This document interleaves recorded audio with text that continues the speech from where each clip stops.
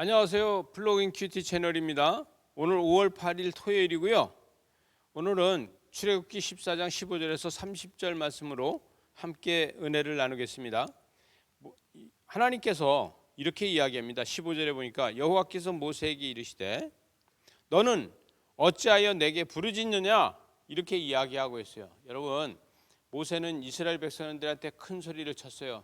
하나님께서 싸우시는 것들을 너는 보게 될 것이다. 그랬는데 이 모세는 이제 불안하니까 하나님께 부르짖어 기도하게 되죠. 하나님 앞에 부르짖어 기도하니까 하나님은 모세에게 그럽니다. 너는 어찌하여 내게 부르짖느냐? 이스라엘 자손에게 명령하여 앞으로 나아가게 하라. 이렇게 이야기해요. 여러분, 앞으로 나가게 하라면 앞에가 홍해바다가 있는데 어떻게 나가란 말입니까? 근데 앞으로 나가래요. 여러분, 가보면요, 홍해바다를 가보면 나갈 상황이 아니에요. 홍해바다가 얼마나 깊은지요? 홍해바다가 새파랗습니다. 그 새파란 물속 깊이가 얼마나 깊은지 모르는데 글로 나가라는 게 이게 나갈 수 있겠습니까? 그런데 16절에 보니까 지팡이를 들고 손을 바다 위로 내밀어 그것을 갈라지게 하라 이렇게 이야기를 합니다. 이스라엘 자손이 바다 가운데로 마른 땅처럼 행하여 걸어갈 것이다. 하나님께서 이러는데 여러분, 이게 이 홍해바다가요 끝이 안 보이게 길은데 저 건너편이 안 보여요. 그런데 거기를 어떻게 건너갈 수 있다는 믿음이 생기겠습니까? 아주 저는 모세의 마음이 이해가 됩니다. 여러분, 그러나 지팡이를 들어서 바다로다 내밀었더니 바다가 갈라지고 그 바다가 갈라져서 마른 땅이 되어서 그곳으로다가 걸어가게 된다는 거예요. 여러분, 이스라엘 백성들은요 마른 땅처럼 이 홍해바다를 건너가게 됩니다. 17절에 보니까 내가 애굽 사람의 마음을 완악하게 할 것인즉 그들이 그 뒤를 따라 들어가게 된다는 거예요. 바로와 그의 모든 군대와 그의 모든 병거와 마병이 말미암아 모든 영광을 얻으리니. 이게 여러분, 이스라엘 백성들이 가니까 우리도 가면 된다고 다 따라 들어가는 것이죠. 그러나 18절에 보니까 내가 바로와 그의 병거와 마병으로 말미암아 영광을 얻을 때에 애굽 사람들은 나를 여호와인 줄 알게 한다. 그래서 이 애굽에 있는 모든 사람들이, 이 군인들이 다 수장이 되게 되는 것을 보게 됩니다. 19절에 가서 보니까 이스라엘 진 앞에 가던 하나님의 사자가 그들의 뒤로 다 옮겨서 구름 기둥도 뒤로 옮겨갔다는 거예요. 이건 뭐냐면은 하나님이 이스라엘 백성들을 보호하시기 위해서 구름 기둥을 뒤로 하고 하나님의 사자가 뒤로 해서 그들을 이 이스라엘 백성과 이 애굽의 군대와 경계를 이루었다는 것입니다. 애굽진과 이스라엘진 사이에 이르러 쓴 선이 서쪽에서 구름과 흑암이 있고 이쪽에는 밤의 밝음으로 밤새도록 저쪽과 이쪽이 가까이 못하더라는 거예요.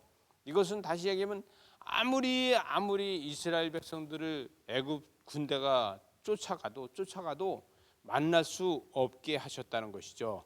그러나 이 모세가 바다 위로 손을 내밀었을 때에 큰 동풍이 밤새도록 불어서 바닷물을 말리고 그곳에 마른 땅처럼 건너가게 하셨다. 이렇게 이야기합니다.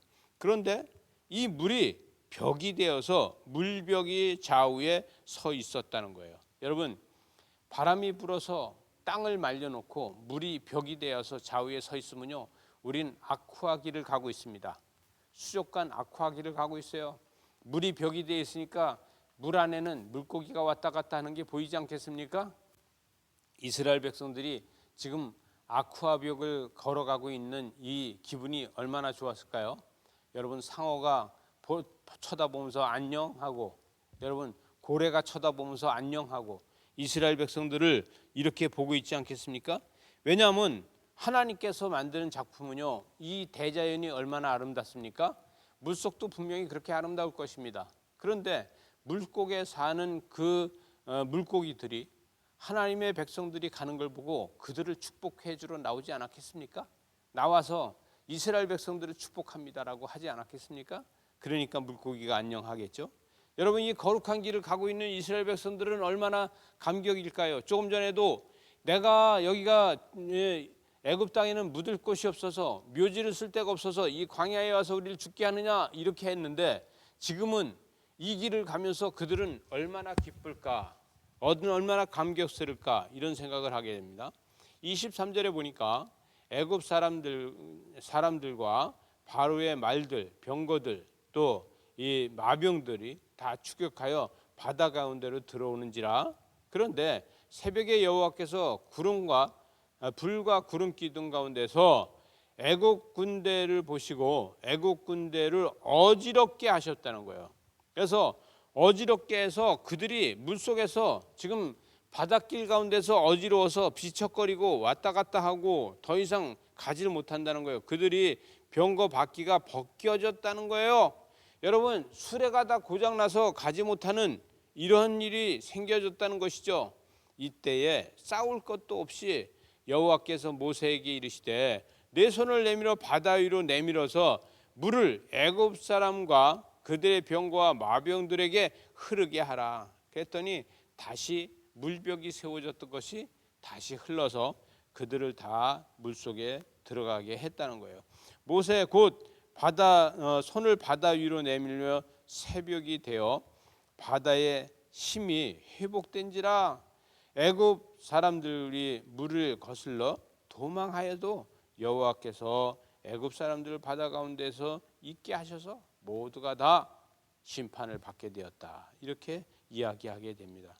참 어떻게 보면은 하나님의 재앙이 이 군대를 덮었습니다. 여러분 29절에 보니까 그러나 이스라엘 자손은 바다 가운데를 육지로 행하였고 물이 좌우에 벽이 되어지고 모든 이 이스라엘 백성들은 하나도 그들이 즐기면서 아쿠아 벽을 보면서 건너가고 또 그러나 애굽의 군대는 거기서 다 죽게 되는 것을 보게 됩니다. 여러분 악인의 심판은 하나님이 하십니다. 우리는 의인으로서 하나님의 길을 순종하면서 가기만 하면은 우리는 마치 이 홍해바다에서 아쿠아를 걸어가는 것처럼 그런 것을 보게 되고 하나님은 우리를 축복해 주시는 것을 보게 됩니다. 마지막 31절에 보니까 이스라엘이 여호와께서 애굽 사람들에게 행하신 그 큰 능력을 보았으므로 백성이 여호와를 경외하며 여호와와 그의 종 모세를 믿더라 그랬어요. 여러분 저와 여러분이 믿지 않습니까? 믿습니까? 우리는 하나님의 백성으로 다 순종하면서 하나님의 인도하심을 날마다 따라가면서 주를 더욱더 경외하는 저와 여러분 되시기 바랍니다. 기도하시겠습니다. 하나님 아버지 감사합니다. 우리가 생각하지 못했던 그 하나님의 섭리를 하나님 우리는 날마다 경험하면서도 불평불만이 생길 때가 있습니다. 그럴 때마다 하나님 앞에 감격하고 감사의 눈물을 흘릴 수 있는 이러한 구원의 감격이 우리를 덮게 하여 주시옵소서.